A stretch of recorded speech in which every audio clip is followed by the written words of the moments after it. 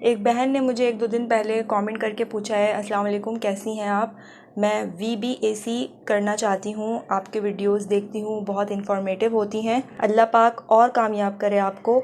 मेरा 37 week start है। मुझे डॉक्टर ने अभी तक कहा था हो जाएगा VBAC, और मुझे 36 वीक में बहुत पेन थे, वाइड डिस्चार्ज हो रहा था, पर डॉक्टर ने कहा अभी पेन ना हो, इंजेक्शन लगा के पेन रोक दिए थे और मुझे कहा था 3 दिन बाद आकर हड्डी का चेकअप करवाओ। मैं गई थी। अब डॉक्टर कह रही हैं हड्डी छोटी है, ऑपरेशन होगा 38 वीक्स पूरे होने के बाद। अब भी मेरी कमर में दर्द होता है, बट नीचे को बहुत प्रेशर है, बेबी भी सिफेलिक है। डॉक्टर ने अंदर रखने को टैबलेट दी है, दर्द ना हो, और 9 जुलाई तक वक्त गुजार लो। मेरी बेटी 3 साल की है और फर्स्ट ऑपरेशन भी यूट्रस का माउथ ना खुलने की वजह से हुआ था और वाटर भी लीक हो गया था। ये कहती हैं अब मैं नॉर्मल डिलीवरी चाहती हूँ।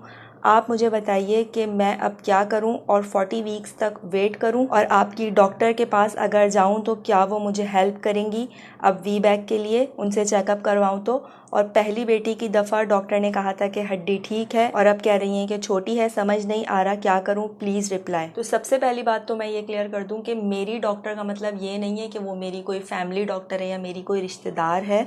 मैं जब भी उसके पास चेकअप के लिए गई हूँ, उसने मुझसे वैसे ही फ़ीस लिए जिस तरह वो बाकी लोगों से लेती थी। तो अक्सर मुझे बहुत से लोग कह रहे होते हैं कि आप अपनी डॉक्टर का एड्रेस दे दें या अपनी डॉक्टर का पता बता दें या अपनी डॉक्टर से बात करवा दें। फर्स्ट ऑफ ऑल वो मेरी कोई रिश्तेदार नहीं है। सेकंड थिंग, मैं जब भी उसके पास जाती हूँ वो मुझे पहचानती नहीं है, समटाइम्स पहचान लेती है, बट शायद काफ़ी सारी ख़वातीन ये समझती हैं कि मैं उसकी बहुत करीबी कोई पेशेंट हूँ, बट ऐसा नहीं है। उसने मुझसे फुल चार्ज किए हैं पैसे जब भी मैं गई हूँ। इस बात से ही आप अंदाज़ा लगा सकते हैं। अच्छा, मैंने इन बहन को रिप्लाई भी किया था कि मेरे कहने से कुछ नहीं होगा, डॉक्टर सपोर्टिव नहीं है तो मैं कुछ नहीं कर सकती हूँ। और मेरे ही रिप्लाई में एक और बहन कह रही हैं कि पाकिस्तान के डॉक्टर बहुत अजीब और लालची से हो गए हैं। ये बात तो 100% ठीक है। आगे वो अपनी स्टोरी शेयर कर रही हैं कि मेरा भी फर्स्ट C-सेक्शन कर दिया और बोला कि हड्डी नहीं खुली, और पूरे 40 वीक्स पे ऑपरेशन कर दिया, जबकि मैं बिल्कुल फिट थी, ना ब्लीडिंग हुई, ना पेन स्टार्ट, ना वाटर डिस्चार्ज। फिर भी डॉक्टर ने वेट नहीं करवाया और ऑपरेट कर दिया। तो हाँ, ऐसा ही है, मेरे साथ भी यही हुआ था। मेरा फर्स्ट C-सेक्शन इसीलिए कर दिया गया था कि डॉक्टर ने वेट नहीं करवाया था। देखिए, मोस्टली डॉक्टर्स ना हमारी नासमझी का फायदा उठाते हैं। उन्हें पता होता है कि पेशेंट को कुछ नहीं पता, हम कुछ भी करेंगे, हम ठीक हैं, पेशेंट को तो कुछ पता ही नहीं है। आपने बहुत देखा और सुना होगा कि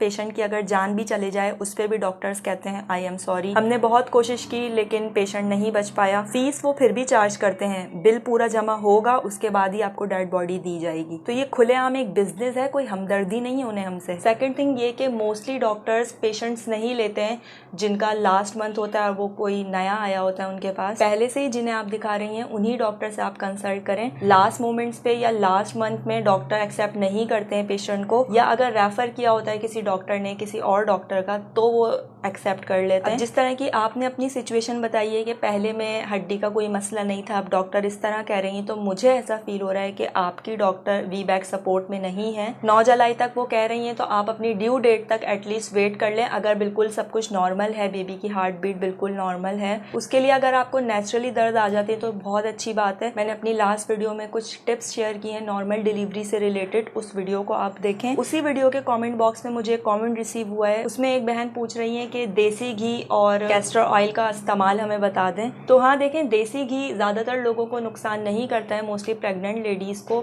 अगर आपकी प्रेगनेंसी बिल्कुल स्मूथ चलती आ रही है, आप डायबिटिक पेशेंट नहीं है, तो आप असली घी ले सकते हैं, आप देसी घी ले सकती हैं। इसके अलावा कैस्टर ऑयल थोड़ा सा रिस्की हो सकता है, उससे मोशन हो जाते हैं। असली घी का इस्तेमाल आपको इस तरह से करना है कि एक ग्रीन इलायची को 1 चमचा असली घी में आप कड़ाएं, उसके बाद आप उसमें दूध ऐड कर दें 1 कप, चुटकी भर सवैयाँ ऐड करनी है, जो बेगम सवैयाँ होती है ना, वो चुटकी भर डालनी है और उसे पकाना है दूध में। 1 से 2 छुआरे डाल सकती हैं, जो खुश्क छुआरे होते हैं वो आप डाल के उसको पकाएं। हस्बे ज़रूरत चीनी डालें और उसे पी जाएं आप गरम गरम। रोज़ाना रात में आपको ये 1 कप दूध सवैयों वाला पी के सोना है, वॉक करनी है उससे पहले। तो इससे भी इंशाल्लाह आपके पेन्स स्टार्ट हो जाएंगे। छुआरे और दूध तो वैसे भी नॉर्मली खाए जाते हैं मेंसेस के लिए, अगर किसी को मेंसेस नहीं आ रहे तो इस तरह से अगर वो खा लेता है तो 1-2 दिन में उसको पीरियड्स आ जाते हैं। अच्छा, वॉक आपको बहुत ज़्यादा करनी है, ये बात मैंने लास्ट वीडियो में भी डिस्कस की है। जहाँ तक कैस्टर ऑयल की बात है तो एक दफ़ा अपनी डॉक्टर से मशवरा कर लीजिएगा, क्योंकि उससे मोशन लग जाते हैं। मैं अपना एक्सपीरियंस बता देती हूँ कि मैंने कैस्टर ऑयल कब यूज़ किया था। मैंने अपने फर्स्ट C-सेक्शन सेक्शन होने से पहले कैस्टर ऑयल का इस्तेमाल किया था, 1 चमचा मैंने पिया था, मोशन स्टार्ट हो गए थे, बट उस वक्त मेरी ड्यू डेट काफ़ी दूर थी,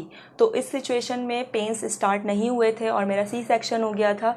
अपनी 3rd प्रेगनेंसी में मैंने कैस्टर ऑयल इस्तेमाल किया था जब मेरी ड्यू डेट ऊपर हो गई थी, काफ़ी दिन ऊपर हो गए थे, तब मैंने रात में कैस्टर ऑयल पिया था। तकरीबन 1 घूंट मैंने भर के पिया था, 2 चमचे होंगे, और सुबह में पेन्स स्टार्ट हो गए थे। तो कैस्टर ऑयल वर्क करता है जब आपकी ड्यू डेट ऊपर हो जाए, काफ़ी दिन ऊपर हो जाए, तब आप इस्तेमाल करेंगी तो इंशाल्लाह मोस्टली केसेस में पेन्स स्टार्ट हो जाते हैं, लेकिन इस बारे में अपने डॉक्टर से एक दफ़ा मशवरा कर लीजिएगा। बाकी आगे अल्लाह ताला की मर्ज़ी, अगर इसके बावजूद भी आपका सी सेक्शन हो जाता है तो एटलीस्ट आपको दुख नहीं होगा, आपको अफसोस नहीं होगा कि आपने कोशिश नहीं की। अल्लाह ताला जो करता है हमारे लिए बेहतर करता है। एक बहन की मेल आई थी कुछ दिन पहले, उन्होंने मुझे कहा था कि मैंने वी बैक के लिए ट्राई किया था, आपने जो जो टिप्स बताई वो भी मैंने फॉलो की थी, पेन्स भी स्टार्ट हो गए थे, सब कुछ स्मूथ चल रहा था, डॉक्टर भी मान गई थी, बट लास्ट मोमेंट पे आई थिंक उनका ब्लड प्रेशर आगे पीछे हो गया था, दैट्स वाई फिर उनका सी सेक्शन करना पड़ा। लेकिन वो खुश थी, वो कह रही थी कि मैंने अपनी तरफ से पूरी कोशिश की थी और डॉक्टर भी मेरे साथ थी, मुझे अफसोस नहीं है, मैं और मेरा बेबी अल्हम्दुलिल्लाह सलामत हैं,